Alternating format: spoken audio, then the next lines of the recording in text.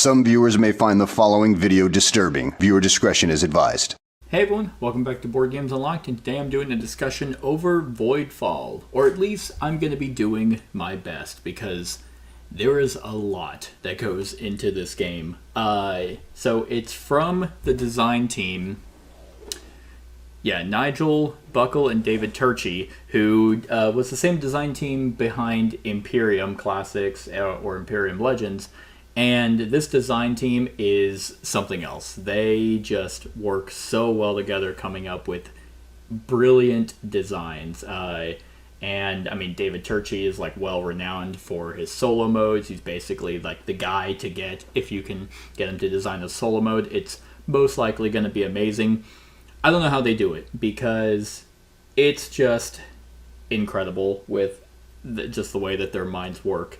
And this is from Mind Clash Games, well known for Anachrony, Tricarion, Perseverance of late. That was their latest one, and then this one. So Mind Clash is kind of in that upper echelon of heavier Euros. Like, out of those four, or those three that I mentioned, not counting this one, I would say that Anachrony is its most complex, and then probably Tricarion, and then Perseverance, maybe. But this one tops them all. Like, I mean, Anachrony is still kind of heavier, but Voidfall has so much going on that it could certainly seem overwhelming. At the end of the day, this game is insanely good. But for me personally, this is kind of one of those every once in a while games. Like, it's almost in that I don't want to teach it, because while all their other games do have iconography, and that's always a learning curve for any Euro game. I mean, Garfield Games has iconography, like Vita Lasarda, all those games kind of have a ton of icons that you just kind of have to get used to. I don't think I've seen a single game that has as much icons as this game. I mean, literally, like a 4-page, well, technically, 4-page guide on icons. And, I mean, I will say that this game, it eventually starts to make sense. You can see the icon, and kind of once you know how they're using, the icons, it does start to just kind of naturally make sense. But whenever you're trying to introduce players to this game, and then you're like, okay, so here's what you do on your turn. But before I tell you what you do on your turn, I need you to go ahead and just look at this forever. I almost wish that they provided, like, because you can play this game, multiplayer, of course. It feels like almost every player needs this. At least 2 of these, because you're not really going to need to know what production does. If you have, eyes, you can, see that, oh, that's the green icon, that's a green icon, so that relates to that. But there's a lot that aren't as intuitive, and I will say you almost feel like, more than any of their other games, you almost feel like you are living in this glossary. Now, this glossary is fantastic. It is organized so well, and this game is organized really well too. So if you see a card, like an event card or a crisis card or a technology or an agenda, it is organized and really easy to find, and it's numbered, so it's like, oh, I don't know what that agenda means. Which one is that? Oh, that's the Might M3 card. Oh, gain 6 influence if you have 3 or more total pure shipyards. Okay, like, but then you're going to have to know what pure means. Okay, well, pure means it's not corrupted. Well, what's corruption? It basically is this little goo thing that holds the die.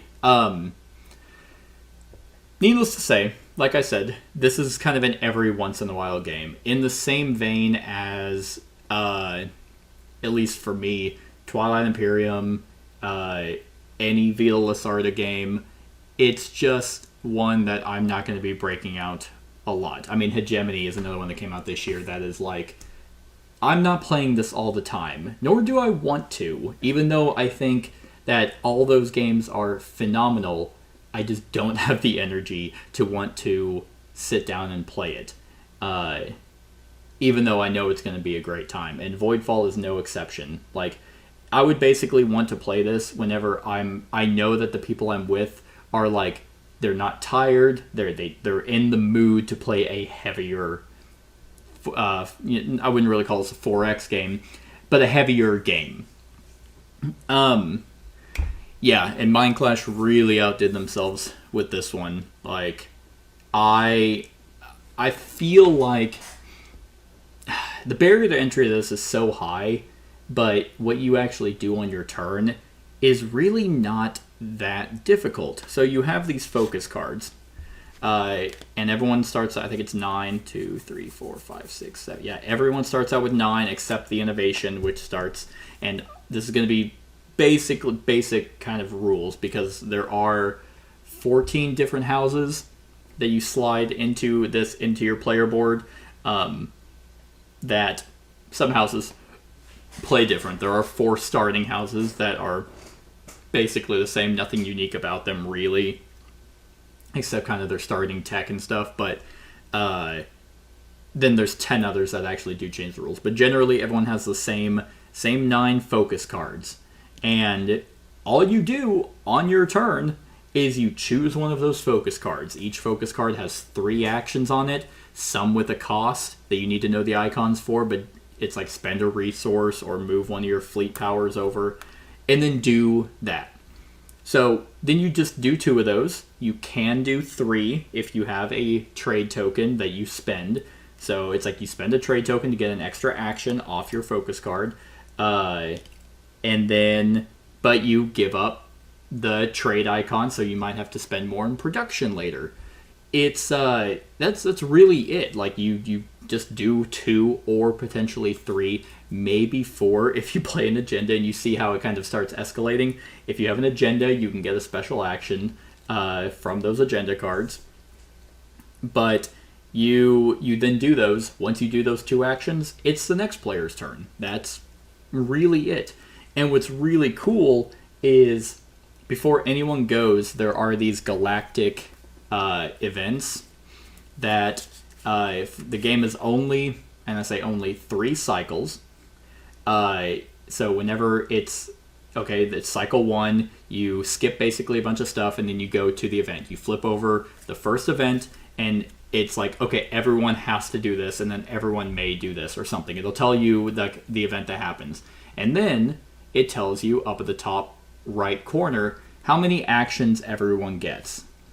And this player aid board over here, the board that kind of is like the Bible of a cycle, looks insane. It looks like if you just looked at it, it's like, oh, someone's kid accidentally splashed a bunch of colors on it and it's ruined.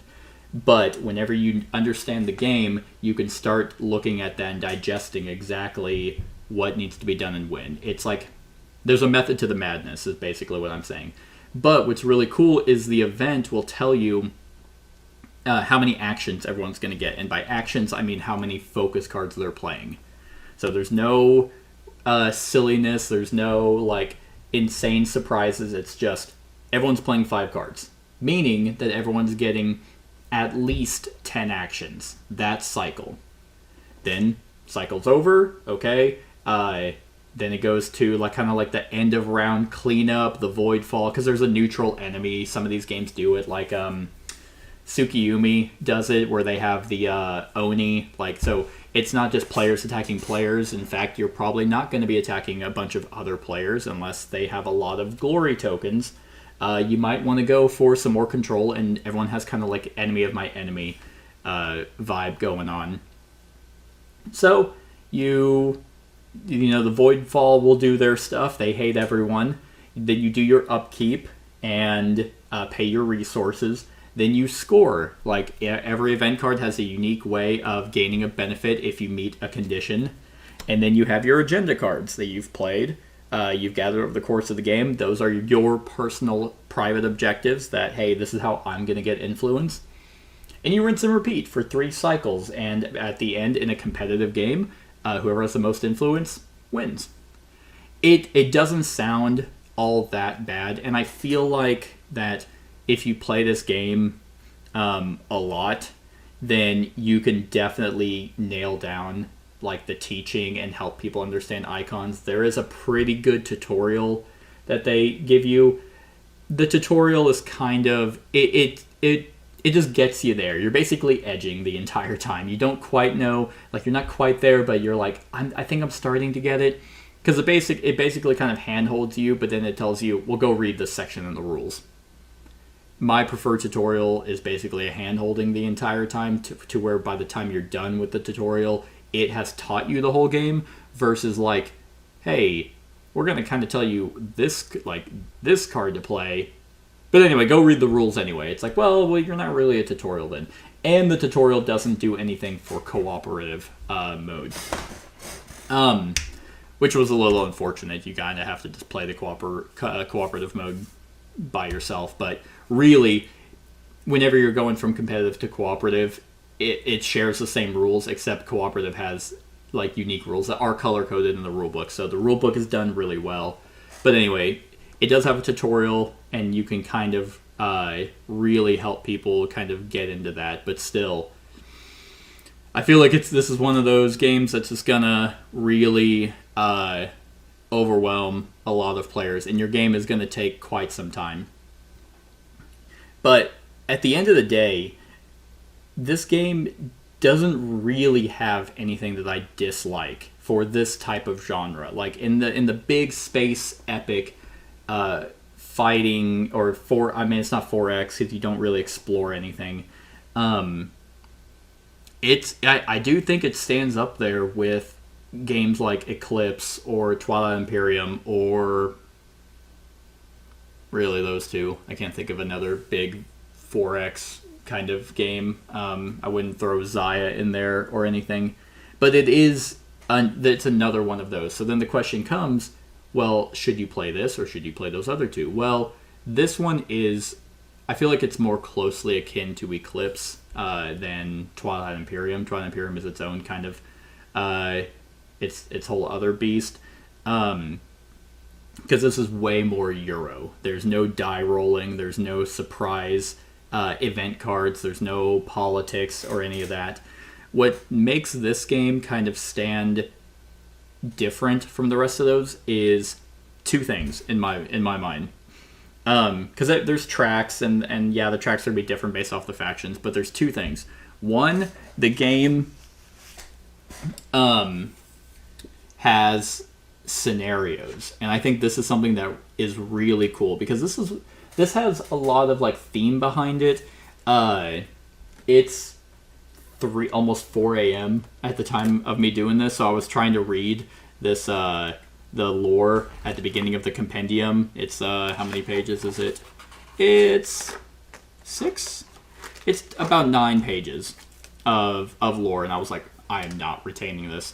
But the game is scenario based, which is really cool. It's not a campaign, not even close. You don't have to play any of them in order, but there are a certain number of scenarios for competitive play, for cooperative play, and for solo. So if you're going to play it solo, then you can just look in the on the table of scenarios, and there are 1, 2, 3, 4, 5, 6, 7. There are 8 different solo scenarios, all ranging in various complexity. And then it's like, oh, I want to do the first stand solo mode. It tells you exactly how to set up the board and with what extra stuff. And the complexity, it's like, okay, well, then we go to the next one that bumps up to a level 2 complexity, and it tells you what to do. It tells you what special tiles to put out, the Void Fleet, the Glory Tokens, Fallen Houses, all that stuff, what safe havens to use. And I think that's really, really interesting, because no other game like this that I know of is scenario-based. Like, it's typically, like TI, for example, is all about, like, it's kind of like the players make the arena, make the board. And in Eclipse, it's kind of like expand as you go.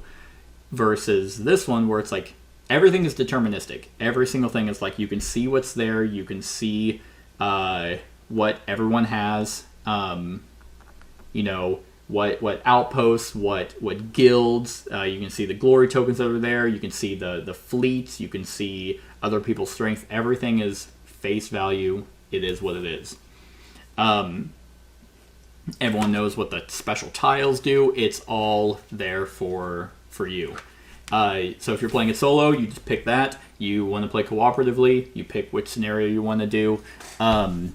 Everyone picks their houses that they feel like playing, and you just kind of go. And I find that extremely fascinating. That's definitely the one thing that's like, here's Voidfall, then here's kind of everything else. And I think that's really cool. The other thing that I kind of mentioned is that the game has cooperative play. Really, it's solo cooperative. Like, personally, I think that solo, I'd much rather play this solo than try and play it cooperatively, because, yeah, you can share resources between players, but it kind of becomes a little bit more hectic with all the crisis cards. So it's like, because you still choose a difficulty, the AI or the Voidfall has a easy, medium, hard difficulty that just kind of determines the crisis deck and what their starting victory point value is for cycles 1, and the crisis card deck for cycles 1, 2, and 3. So it does kind of just ramp up that way, and there's a bunch of different crisis cards that will come out that you have to deal with, but each player has to deal with one, so it's like, well, you're almost kind of dealing with crisis cards on your own until you decide to make them ongoing crisis, and maybe you can work together. For me, it just always felt like, well, I'd rather just play this solo and not have to worry about other players, because it's just easier for me to manage one crisis card at the beginning of my turn and it only be my turn, versus, I don't know, having other people maybe give me resources. But if you're wanting to learn the game, not using the tutorial, but trying to help everyone teach everyone, then maybe play it cooperatively and then go back and play it competitively, because then all you do is omit rules. Like, there's nothing where it's like, ooh, in competitive do this and cooperative do this. It's like, no, here's competitive rules and then here's cooperative additional rules. But those two things, I think, are what make Voidfall special. Everything else is, I wouldn't say it's stuff you've seen before. It's not like, oh yeah, this is completely ripped from their other games, or it's copied from these other massive space games. But it's also still not something that's like insane. Like, the one thing I also do really like are the technologies. Like, there's no special technology deck. No one has their own unique technology deck. It's all, okay, here's my house. Here's, you basically have two options of which house you want to do. That's their starting agenda, and which starting technology you want them to have. And then special setup. And then you just kind of pick randomly between 4 different houses, and then you have an open market of technologies. And depending on number of players, it's like, some of them will just give you influence points, others will give you a different benefit. So you can have up to 5 different technologies. If you get a fallen house, then you now have a 6th option, but you're kind of stuck with those. I do really like the technologies. I like the fact that you kind of have to go up on your tracks to be able to get upgrades. I like that you can't immediately get upgraded technologies. That is only available in Cycle 2. So, and it's also not hard. It's like, it's not insane. Like in Twilight Imperium, you have you have basically a tech tree. It's like, I mean, in TI4 it made it way simpler. Just like you needed certain colors to get a technology instead of specific technologies. But here it's not like that. If you see one over there, you're like, oh, I want the Purifier. Okay, well, then you can play Progress and pay 2 Science to be able to just grab that technology and place it in your slot, and you get the bottom benefit. It's now you just have that. I do really like that. Things are pretty seamless, I'd say, after you get past the iconography and how a cycle works and all the rules. It does really, like, I feel like you can play this game with 1 cycle and then be like, okay, I think I got it. Versus like a lot of other games, especially of theirs, where it's like, I need an engine going and I'm not figuring it out. It doesn't feel like that at all. Like you've played one cycle. It is kind of cycle 1, 2, and 3. Like nothing really escalates. It's like you just get to do 3 cycles.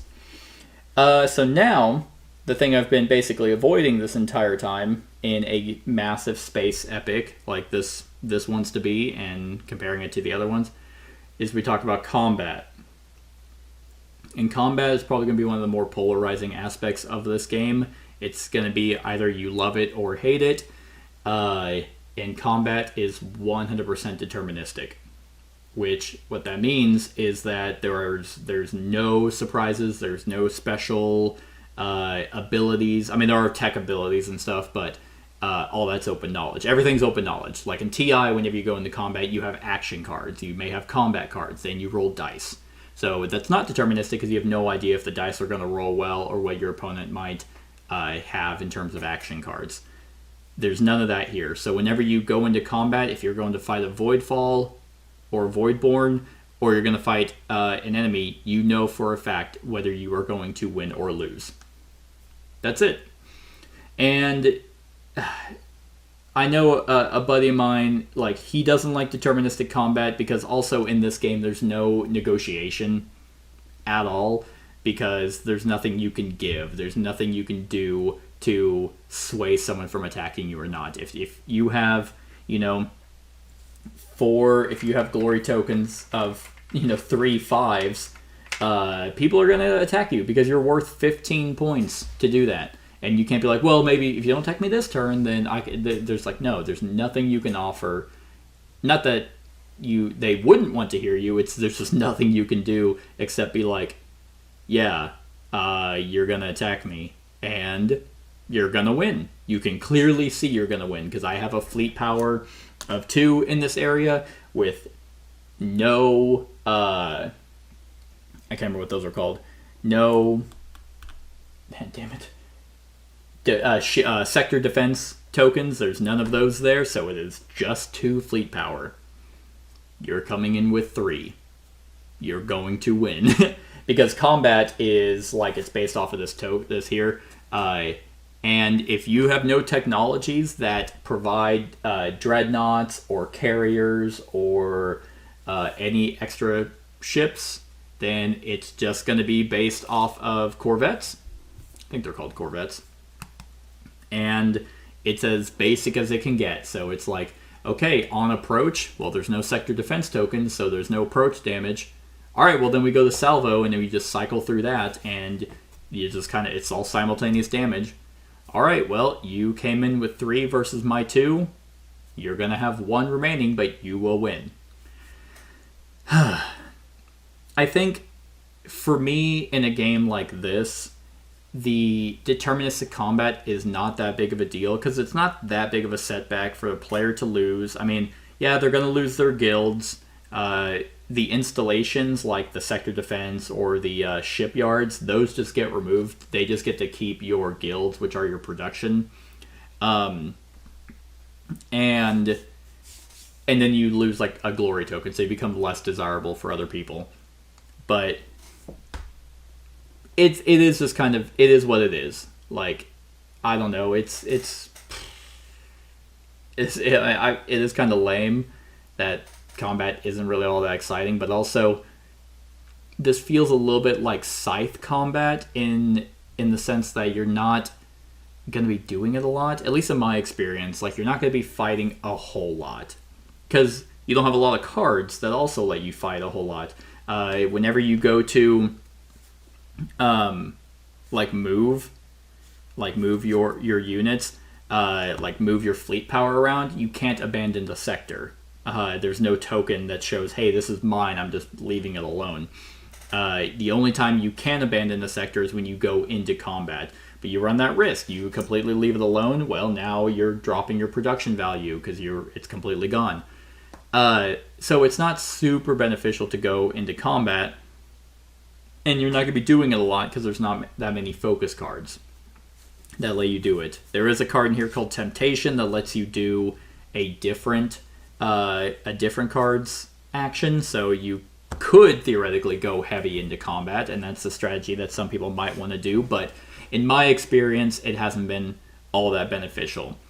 You also can't have a massive fleet. Like, at the end of your turn, you can only have 2 fleets out there of 3. Basically of 3 cubes. So you can have basically a defense of 6 is kind of what it equates to. And so it's like, okay, I mean, yeah, that's still a lot in this kind of minimalistic combat, but it is still there. I mean, if you were to attack anyone with 6, you're most likely going to win. And the different ships are, like I said, different. They're based off technology, so if there's a dreadnought technology out there and you grab it, you now have the ability to produce dreadnoughts. They have their different rules in combat. Carriers have different rules in combat. So I'm not saying it's not there and it's not a viable strategy. I'm just saying that it's not that exciting, I don't think. I think the combat is the weakest part of this game, honestly. And that could just be because it is deterministic, and that will probably turn a lot of people off from this kind of game because they want to be like, I want to be the warmonger. I want to be the one that has the fleet that's a sweeping coming across the entire galaxy. And it's like, yeah, you're not doing that in this one. Just because it costs so much to do. Let's see. In terms of also production quality, there's a couple things I do really, really enjoy, and that is like this dial wheel for all the production values. I think this is brilliant. I love the fact that it's like for each die, the die is on the sectors are the population of that area. So if you control that area and the die is set to 4, and you have a food and science guild there, well, then that your food and science is going to be set to 4. And then if you increase it to 5, you bump it up to 5. And what's cool is that the numbers on the left side, that's obviously what the values of the population is. But then the middle is your actual production. So when you do actions that causes you to produce, all you do is look at the number on the inside, and then you turn the dial to the right, and that's what you add. Very clean. Really like that a lot. Your influence dial is also 3. Or your influence thing is 3 dials, so it's very easy to track your influence. And also, it's not insanely loose. Like, thank God. These are actually probably tighter than what they should be, but man, is it just such a breath of fresh air, because so many dials come in, and it's like, you have to like hold them and just gingerly place them, because if you angle it in any way, they'll spin, and it's like, loose dials suck so hard. So I definitely just kind of wanted to give a huge shout out. All the boards on the sector tiles and the player mats are dual layered, so everything just fits in. The backs are dual layered, so whenever you slide technologies in, they stop exactly to where you cover up the benefit you get with getting the technology. Same with the agendas. The organization of the box, I got the galactic box, so I don't know if this is different for like other types of like the other version. I'm pretty sure there is one, but the organization for this with the game trays inserts and all that is stellar. Like, it's so well put together, and was relatively easy to actually organize it all upon getting it. Because Perseverance, while still good for its insertion, and the Anachrony Infinity Box, still good, those are just kind of weird in how they're layered. This one just kind of feels really well done. Let's see, what else do I want to talk about? It's hard to like talk about like specifics and nitty-gritty stuff, because then it's just, I'm just doing a how to play. Speaking of which, if you're wanting to know how to play, Paul Grogan has a phenomenal how to play video. It's about an hour long, though, if that tells you anything. That the how to play video for this from kind of a professional person that does how to play is an hour. I watched it twice and read the rules to understand pretty much everything about this game. So then let's talk about the solo mode. I kind of talked about it a little bit with cooperative, but the solo mode, I see myself playing this solo more than more than anything. Like, I almost wish that the solo and the cooperative mode scenarios were reversed, because there's only seven solo modes. 1, 2, 3, 4, 5, 6. There's 8 in cooperative scenarios. Well, actually, it's based off player count. So for 2 players, there's 1, 2, 3, 4, 5, 6. There's 7, and then 1, 2, 3, 4, 5, 6, and then 1, 2, 3. So for 3 players, there's 6, and for 4, there's 4. So there's actually technically more scenarios for solo than there is for cooperative, because it's player-based. Same with competitive. And the competitive scenarios are also listed based off complexity and aggression, which is neat, because it's like, hey, if you want a highly aggressive... I do like that. It's like, what kind of game do we want to play? Oh, man, I kind of feel like fighting the entire time. All right, well, 4-player, high-aggressive competitive game we'll do Art of War. That sounds appropriate. 4 complexity and 4 aggression. It's just neat. But the solo mode, even on easy, is, at least in my mind, I felt like I was doing well, but it wasn't like a pushover. In the game I just played, I got 185, which is probably trash, and the Voidborn got 170. So, and that was on easy. If it was on medium, I would have lost off of that alone, just because in medium they go up to 100 points as their base, and then on hard they go to 140. So beat them by 15 points, it's like, yay, I did it. But there are things you can actively do. You can see exactly how they're going to score, which is cool.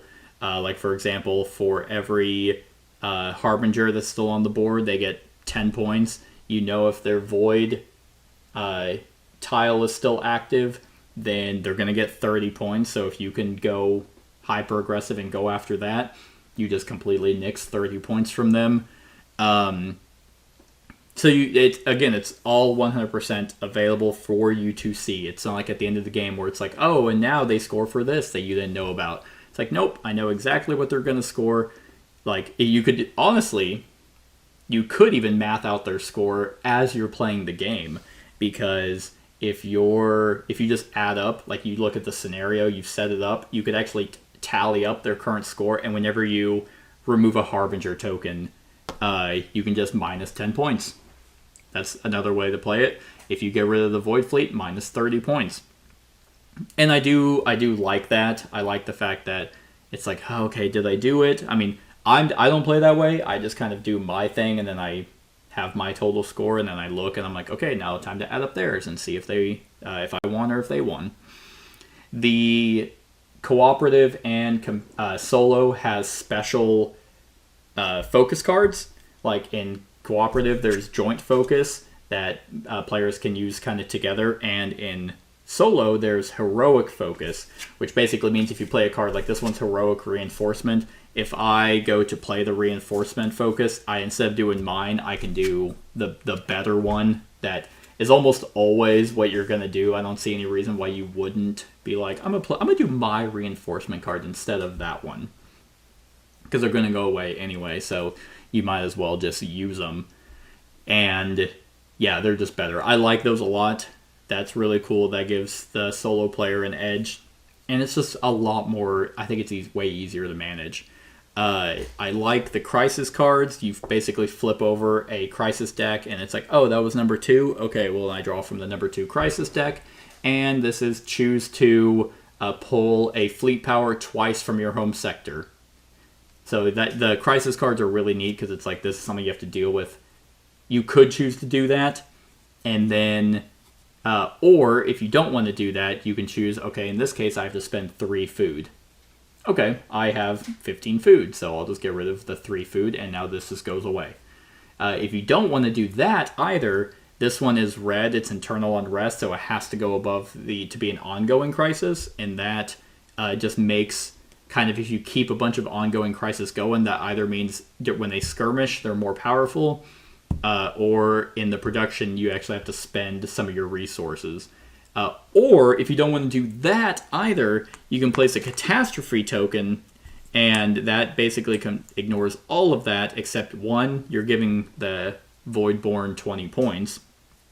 And if you ever have to place a fourth catastrophe token, you just outright lose. But I do like the different types of crisis, and there's also war cards. That means that you kind of just immediately have to deal with a skirmish and production stuff. There's a lot going on in this game. I've been toying around with the idea of even if I wanted to keep it, just because it's like, man, am I ever gonna play this game? I never get TI played, and I got rid of all the Vita Lasarda games because I just wasn't getting them played. And it's like, I have their other games, Anachrony and Perseverance and Tricarion, and I barely get those played. So it's like, do I need another even heavier game that I just would most likely play solo, and very, very rarely would I ever play competitively or cooperatively? I don't know. This is one of those games that's just, it's like I can clearly see the insane brilliance of its design, and everything kind of sings, but I don't want to play it all the time. So people would argue, well, is it that good of a game? I mean, yes, it is. This game is really good, but I don't want to just sit on it and be like, maybe someday I'll get it played. I don't know. That's a question for another day. Let's see.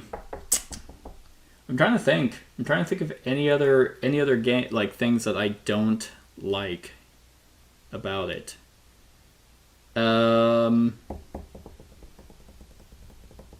Not really. There's nothing glaring that I dislike. I've heard some people say that it's like, it shouldn't be 3 cycles, it should just be 2, because the third cycle you're not doing anything different. It's like, no, I don't agree with that, because it's like, yeah, in cycle 2 you're getting actions available, or improved technologies available, but you're not getting any semblance of amount of points by the second cycle. So third cycle is still there, and the event cards are not the same. There's I think there's 10 of each type of level 1, 2, and 3, so you're going to get different types of events. I think 3 cycles is good. If it was a 4th cycle, I'd be like, okay, that's a little much, but 3 cycles feels good. Your first game is going to be insanely long. Hell, even multiple games after that, they're probably going to be long.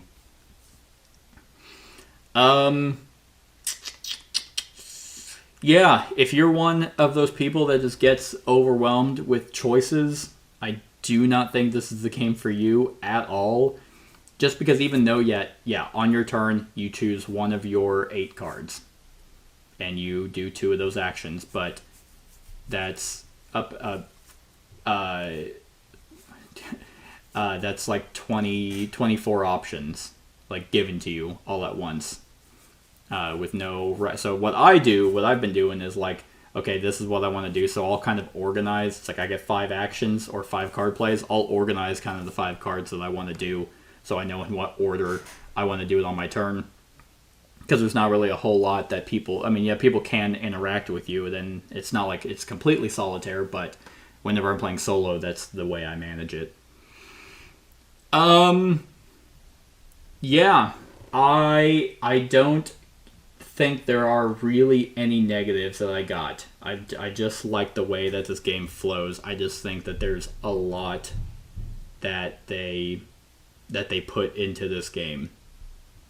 So if they do expansions for it, my mind will be blown. But I imagine they will. So on a scale of 1 to 10 for Voidfall, I think I'm going to go with a very respectable and solid 8. I'm going to give it an 8 out of 10 right now. Yeah, there's just something about this game, though, that is still keeping me from being like, wow! Like, my mind is not blown. And that could just be for a variety of reasons, but I still think this game is very good. I think it's also, I'm just not in that zone of wanting to play these complex games at that point. Like, you asked me a couple of years ago, this game probably would have been like a 9, maybe even a 10 out of 10. But yeah, as of right now, I'm giving it an 8, which is still really good. I know a lot of people think like 7 is the new mid, which is just not true. So 8 is still a very good score. If I end up playing this more, that's probably it. If I actually end up playing this more than I think I will, then yeah, it probably will go up to a 9. But that's it, everyone. That's my thoughts on Voidfall. Let me know what you think of the game in the comments below. Other than that, like, comment, share, and subscribe, and have a wonderful whatever time of day it is for you. Hey everyone, thank you for watching, and I really hope that you enjoyed the video. If you would like to see more of my content, go ahead and click that subscribe button and the bell to be notified whenever I upload any new content. If you feel like supporting the channel, you can go ahead and click that Patreon link to be taken to my Patreon, and any help is truly appreciated. Other than that, stick around for any other run-throughs or reviews or cool top 10s or whatever I feel like putting on. Other than that, like, comment, share, and subscribe, and have a wonderful whatever time of day it is for you.